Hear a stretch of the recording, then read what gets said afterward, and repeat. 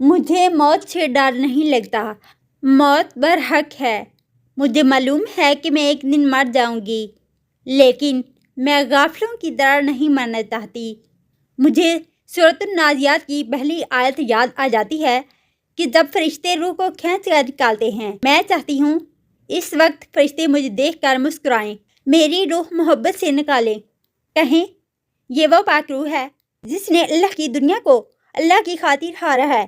میری آخری سانسیں ٹوٹ رہی ہوں اور میرے لبوں پہ میرے اللہ کا ذکر ہو۔ میری روح جب نکلے، حکم آئے، اے نفس مطمئنہ، لوٹ جا اپنے رب کی طرف، تیرا رب تجھ سے راضی ہوا، جنت میں داخل ہو جا۔ میں قبر میں جا کے خیر و سکون پاؤں۔